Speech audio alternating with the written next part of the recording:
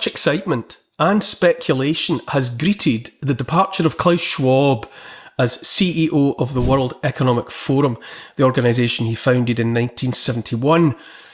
As one door closes, another one opens, however, and through it stepped Peter Brabeck-Letmathe, former chairman and CEO of Swiss multinational corporation Nestlé and long-term board member of the World Economic Forum, as Schwab's replacement pro tem. Schwab has long been caricatured and lampooned as having most of the characteristics expected of an archetypal Bond villain, only missing the white cat and the metal hand. And his replacement at the helm of the WEF is hardly a palate cleanse. Incoming Brabeck-Letmathe has a singular look as well and carries the baggage of years of controversy for Nestlé. Most notoriously, he has said drinking water is not a human right, but rather simply a resource like any other, presumably up for being treated as just another commodity to be sold for profit by whomever can control its supply. That's some pretty extreme thinking right there, I would say. So that in effect water is some sort of privilege bestowed upon the needy if they are deemed worthy of it. A person might wonder at the motivations of the WEF when it comes to what they call the optics, how it all looks. Is it just tone deafness, inability to read the room that would have them wave bye-bye to acquired taste Schwab and hello to another character who, it has to be said, has the look of yet another sharp-suited evil genius type, likely to be found inhabiting a lair at the heart of an active volcano, complete with shark tank?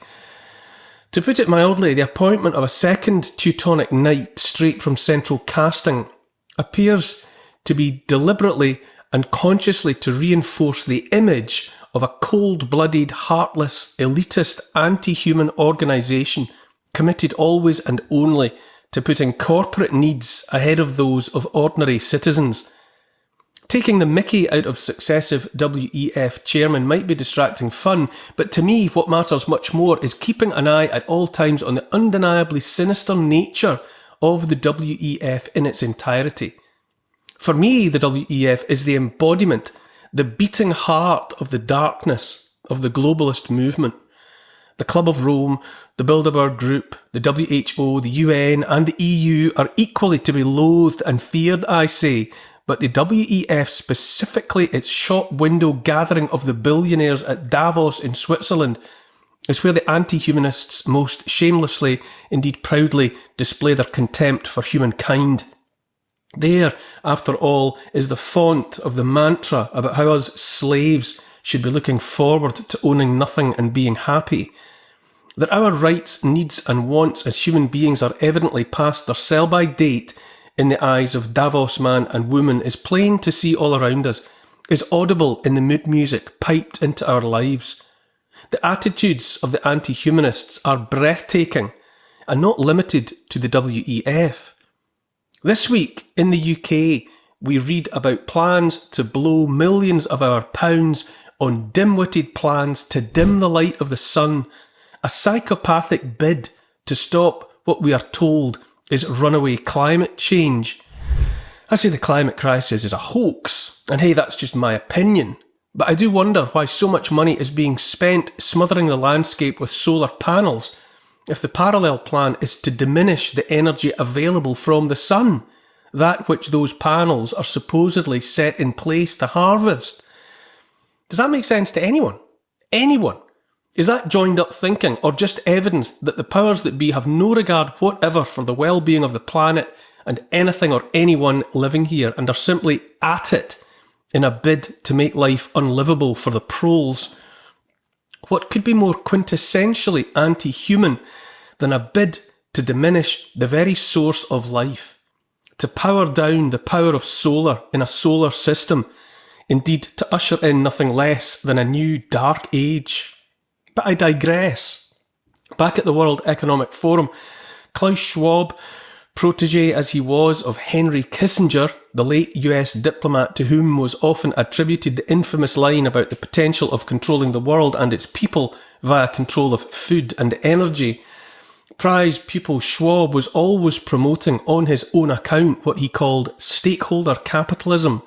Those are weasel words, a bid to disguise the determination to take power away from the people and put it squarely in the hands of transnational corporates intent only on profit. Stakeholder capitalism is, by any reasonable definition, economic fascism. And look who loves that kind of talk. Back in 2023, Keir Starmer, now Prime Minister but then just leader of the Labour Party, was asked by a journalist which he preferred, Davos or Westminster, to which he unhesitatingly replied, Davos, quote, Westminster is too constrained, it's closed and we're not having meaning. Once you get out of Westminster, whether it's Davos or anywhere else, you actually engage with people that you can see working with in the future.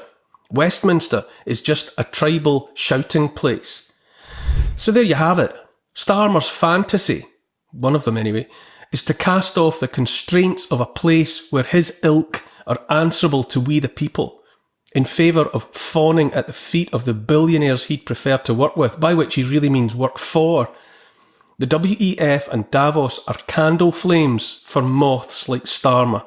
At the altar of such a man in such a place, Starmer felt untrammelled by any accountability to the people of Britain or anywhere else. He's hardly alone in that attraction. Last year, US politician, diplomat and sometime climate czar John Kerry was at the WEF when he declared the First Amendment, the freedom to speak that has been enshrined in the US Constitution, was, quote, a major block to the freedom of governments just to tell people what to think and what to do. It's well cosseted at Davos and the WEF that we see the true natures of those who are openly sick and tired of even having to pretend to pay lip service to a notion like democracy. Schwab's resignation comes 3 months after President Trump told the 2025 meeting in Davos that America is back. It also follows Trump and Elon Musk's Doge initiative, which ended US aid programs that hosed billions of taxpayer dollars into corrupt NGOs. I'd like to think, to hope, it might be the beginning of the end of the World Economic Forum. Once we're rid of that coven, perhaps we might look next to more loosening of the globalist chokehold around the necks of the peoples of the world. We live in a world in which some would like to see the literal darkness descend, and we would do well to rage against the dying of the light. The globalists need forever war to sustain their wealth, just as the neocons want the same to perpetuate their hold on power and control.